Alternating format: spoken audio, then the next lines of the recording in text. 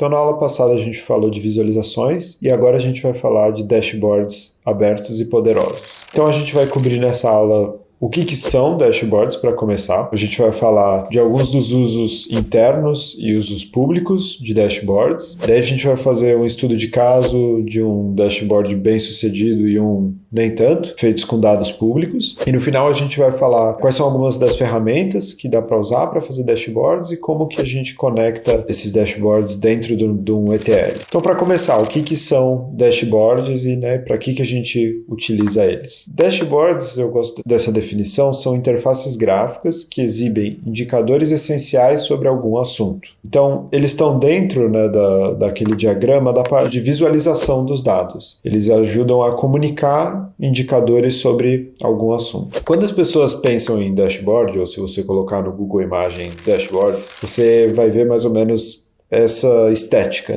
de coisas coloridas, geralmente com uma cor meio noturna, vários gráficos chamativos, etc. E sim, isso são dashboards, mas eu acho legal a gente lembrar um pouco outros tipos de dashboards e um pouco da onde vem essa ideia de painéis, Dashboards também são painéis de dados. Eles vêm muito de usos muito instrumentais, Então, painéis de instrumentos de um carro, por exemplo, não deixam de ser um dashboard, Na verdade, em inglês, isso é um dashboard, um painel do carro também se chama dashboard. E faz sentido, porque eles têm indicadores essenciais sobre um assunto. Nesse caso, o assunto é o carro. Então, quais são os indicadores essenciais? Em primeiro lugar, e a gente sabe que é em primeiro lugar, porque está no meio e o maior é a velocidade. Aí a gente tem também o combustível, a temperatura, conta-giros do motor, e a gente tem alguns outros indicadores. O indicador se a porta ficou aberta, indicadores de problemas na bateria, no motor, etc. Então, voltando à nossa definição, indicadores essenciais sobre algum assunto. Eu acho que isso é importante a gente manter em mente quando a gente está fazendo um dashboard, porque um dos erros mais comuns que eu vejo é esse. Então, esse quadrinho eu acho que ilustra bem. A pessoa está apresentando na empresa, olha, agora a gente tem, todos os indicadores estão nesse dashboard, tudo que a gente acompanha. E a pessoa pergunta, mas o que é aquele último no canto ali embaixo que está caindo para zero? Fala, então, esse é o que mede o quanto que a gente está conseguindo entender os indicadores. A gente colocou tanta coisa, tantas formas de visualização, tantas cores, tantos elementos que a gente não consegue mais entender nada. E eu acho que esse é um erro bem frequente, é um erro bem comum, que a gente precisa tomar cuidado e a gente vai falar um pouco como. E eu acho que uma parte da resposta está na aula anterior. Então, os princípios da visualização ainda se aplicam para os dashboards, principalmente o princípio da excelência gráfica do Tufte. Então, qual é o máximo de ideias que eu consigo passar para o meu usuário? E aí acho que a nossa tendência é colocar o máximo de elementos, mas eu quero passar ideias com economia de tempo, tinta e espaço. Eu não posso sobrecarregar meu usuário de coisas, eu não posso precisar de um espaço gigantesco, meu usuário não pode demorar horas para conseguir interpretar. Imagina se você demorasse horas ou, sei lá, minutos, que seja, para conseguir dizer qual é a velocidade no painel do seu carro. As pessoas iam tomar muito mais multa ou iam ter muito mais acidentes por causa disso. Então, esses princípios ainda se aplicam quando a gente está fazendo dashboards. Vamos falar, então, um pouco de quais são os usos desses dashboards internos e externos. Usos internos, eu estou dizendo, pode ser dentro de um órgão público, dentro de uma empresa. São usos que são feitos não para o público em geral. E, geralmente, eles servem para a gente monitorar algumas métricas, alguns indicadores importantes e tomar decisões. Voltando no exemplo ali do carro. Estou dirigindo rápido demais, a minha métrica é velocidade, vamos tomar a decisão de reduzir a velocidade. Como a gente está fazendo para usos internos, a gente pode ter alguns dados que a gente não abriria para o público. Isso normalmente tem essa distinção, isso é tudo bem no dashboard interno. Ter certos dados que eu posso ver aqui dentro e não quero abrir para o público. Já no dashboard externo, os dados precisam ser anônimos, então eu não quero ter dados sensíveis, principalmente quando a gente está falando de dados públicos. O objetivo é dar transparência para um dado e ajudar na interpretação. Então, eu acredito que os dashboards públicos servem para ir além de simplesmente abrir dados brutos, mas ajudar as pessoas a interpretar aquilo que elas estão vendo, que não seria tão simples de ver só numa base bruta. Então vamos, só para mostrar qual que é a cara de dashboards internos que a gente usa para tomar decisões. Um uso bem comum é ter metas, Então você tem metas que você quer bater dentro do seu órgão, da sua empresa, ou indicadores que você quer acompanhar e saber que você está cumprindo um certo nível de serviço, um certo nível de qualidade. A gente tem muitos dashboards que são focados, né, como que a gente fica no verdinho. E também performance é uma coisa normalmente que você quer medir produtividade, quantidades que você está conseguindo processar. Esses usos geralmente estão mais voltados para dashboards internos, que você está acompanhando algumas métricas essenciais ali que você não pode parar de olhar. E agora falando de usos públicos, né? Então, como eu estava dizendo, um dashboard público eficiente, eu acho, ajuda a aumentar a transparência e facilitar que as pessoas, público em geral, interpretem um dado. Então, vamos fazer um estudo de caso aqui, que é um dashboard do governo dos Estados Unidos que mostra tráfego nos sites do governo. Os dados brutos estão lá disponíveis, inclusive para ser baixados no próprio dashboard, o que é uma boa prática, né? Só que esse não é um jeito muito visual e muito fácil para o público em geral entender o que está acontecendo. Então, além de ter os dados brutos, o governo criou um dashboard que ajuda as pessoas a entenderem esse dado, né? É necessário ter dados abertos, mas nem sempre é suficiente disponibilizar os dados no formato bruto. Então,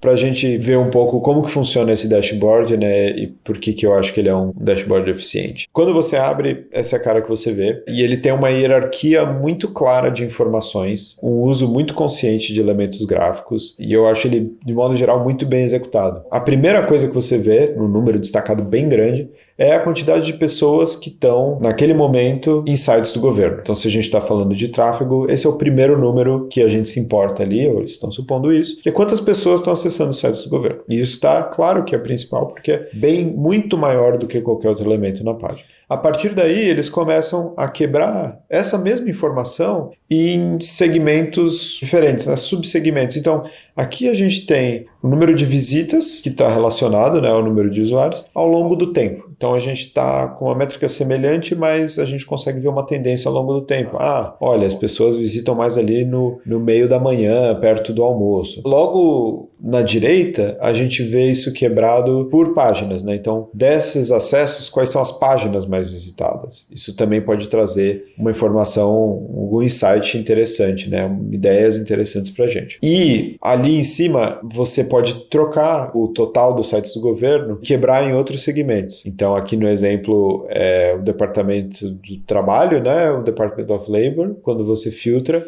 ele atualiza todos os gráficos. E tem coisas sutis, né? Que são pequenas, mas muito bem executadas, né? Antes a gente tinha o total de pessoas em sites do governo, ele atualiza o número e ele fala, agora nós temos o total de pessoas nas sites dessa agency, desse departamento. Então não foi só o número que mudou, a palavra mudou sutilmente para ficar coerente com o que você filtrou lá em cima. Eu acho esse um exemplo assim muito bem sucedido, muito claro de como você mostra um dado bruto, traz insights num dashboard público, facilitando a visualização, facilitando a interpretação para o público geral. Um outro exemplo, que aqui eu acho que é interessante a gente ver também, de um dashboard que não é tão bem sucedido, na minha opinião, é esse dashboard da cidade de Londres. Por que eu não considero ele um dashboard tão bem sucedido? Para trazer um pouco aquela definição lá do começo, dashboards tem que trazer indicadores essenciais sobre algum assunto. E esse dashboard traz muitos indicadores, tudo bem, tem um assunto, é a cidade de Londres, mas é um assunto bem amplo. Que assunto mais precisamente é esse? Então você tem previsão do tempo, você tem informações sobre transporte, informações sobre notícias, câmeras de trânsito, mas você tem também informações sobre bolsa e fica um pouco difícil dizer para o usuário qual que é o assunto aqui, né? Não é que não tenha um interesse, mas eu acho que ele é muito amplo e isso dificulta a leitura. Um outro problema que eu vejo aqui, a utilização de muitos elementos gráficos, muitas cores. Então, você tem cores ali desnecessárias. Por exemplo, você tem ali uma coluna que é a pressão da atmosfera. E ela tem tons de verde que vão do verde para um verde mais escuro. E embora elas estejam relacionadas com os valores, você se pergunta qual que é a utilidade, né? Para que você precisa dessa escala de cor aí? O que isso está te adicionando? Se não é só mais confusão para o usuário. Enfim, você tem as cores das linhas de transporte, que faz sentido, mas todo esse acúmulo de informações acaba ficando difícil, tornando difícil para o usuário de, em pouco tempo e com poucos recursos, tirar alguma ideia daqui. Enquanto em comparação ao outro dashboard que a gente viu do governo dos Estados Unidos, claramente a hierarquia só tinha uma cor, né, que era o azul, que era a marca ali do site. Claramente você já tira a informação principal. Tantas pessoas, olha, tá mudando assim ao longo do tempo e tá distribuída nesses sites. Ok. Aqui eu acho que a tendência é a gente ficar meio perdido e não saber para onde olhar. Eu acho que isso vai ser um exemplo muito menos bem sucedido do que o anterior. Voltando, assim, algumas coisas que a gente pode tirar daqui. Eu acho que é importante a gente se concentrar nos dados principais, nos indicadores principais, né? Então, lembra do painel de instrumentos do carro e lembra do que é principal e o que é acessório, porque dificultar o uso pode acabar fazendo com que o seu usuário não entenda o que você quer a informação que ele tire de lá. E eu acho que assim, o objetivo de fazer um dashboard com dado público é fazer com que os dados sejam mais legíveis, mais fáceis de ser interpretados por um público maior, né, do que os dados brutos. Então, o foco tem que ser na compreensão, na interpretabilidade desses dados. E, por exemplo, se for possível, eu acho que é interessante você fazer testes com usuários. Então, você está fazendo algumas versões ou você lançou uma versão 0.1, por que não pegar algumas pessoas que não trabalharam com aqueles dados, não fazem parte da equipe e falar o que você interpreta aqui, o que você está entendendo e medir um pouco essa resposta para poder melhorar. Eu acho que pode ser uma prática bem útil. Então agora eu queria falar um pouco das ferramentas que a gente pode usar para fazer dashboards. Eu queria me concentrar aqui nas ferramentas abertas. Eu trouxe algumas mais usuais. Então a gente tem Metabase, o Superset, o Redash. E também falar de ferramentas proprietárias, né? Trouxe aqui o Tableau, o Looker e o Power BI como exemplos de ferramentas proprietárias, pagas, bem conhecidas, que muita gente utiliza. Começando pelas ferramentas abertas, o Metabase é uma ferramenta que tem sido muito utilizada tanto em empresas quanto no setor público. E é uma ferramenta, como muitas dessas outras, que você pode plugar um banco de dados, gerar consultas, que se transformam em visualizações e você pode mostrá-las no dashboard, né? Uma ferramenta gratuita e open source permite você fazer isso. Então, a animação aí mostra um pouco o processo de você filtrar um dashboard e aí ir se aprofundando num dos dados, vendo as consultas que geraram esse dado a partir da sua base de dados. O Superset é uma outra ferramenta também aberta, também open source, muito parecida. Tem algumas diferenças em termos das visualizações que ela permite, mas de novo é uma ferramenta também que parte desse princípio de plugar um banco, fazer consultas e gerar gráficos e relatórios. As ferramentas proprietárias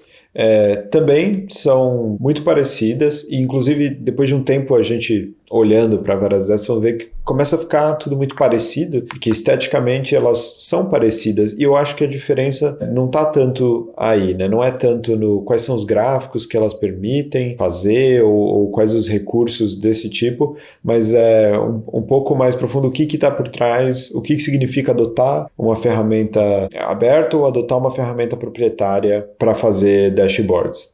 E o Power BI também, outra ferramenta super famosa e que no final acaba sendo, né, visualmente muito parecida com as outras. Então, para falar das diferenças, eu acho que a diferença principal, né, é que nas ferramentas proprietárias você geralmente tem um problema de lock-in, ou seja, você começa a desenvolver dashboards usando uma ferramenta paga proprietária. E aí você passa bastante tempo e esforço desenvolvendo isso e depois o preço aumenta ou a forma de contratação muda. Você não consegue migrar tudo que você fez para outro lugar, você acaba perdendo isso. Então, o seu incentivo para ficar mesmo com preço crescendo ou outros problemas é muito grande. Esse é o chamado lock-in, você fica preso na ferramenta que você começou. Um outro motivo que faz você às vezes ficar preso numa ferramenta é o uso de linguagens proprietárias ou frameworks muito opinionados que estão por trás dessas ferramentas. Então, por exemplo, tanto no Looker quanto no Power BI, que são ferramentas poderosas, eles exigem que você use uma linguagem deles para definir modelos de dados. Isso, de novo, é uma coisa que você precisa desenvolver e não é transferível para outras ferramentas. E já ferramentas abertas como Metabase e Superset funcionam só com SQL, que é uma linguagem muito mais universal de banco de dados, e isso é muito mais transferível para outros lugares. E para falar como que você liga essas ferramentas de visualização num ETL, esse é o esquema típico. Normalmente você faz o seu ETL, carrega os dados num banco, num data warehouse, e você liga uma dessas ferramentas no seu banco e cria as visualizações a partir dali. Essa é a arquitetura típica. E se você quiser fazer visualizações públicas, né? Se tem algum gráfico que você quer abrir para fora para fazer aqueles dashboards públicos que a gente comentou, você tem duas opções principais, né? Muitas das ferramentas têm uma opção de pegar algum dashboard, algum gráfico e abrir para o público. Então, você está plugado no seu banco, onde você tem dados sensíveis, mas você pega uma visualização e pode abrir para o público e colocar na internet. Essa é uma opção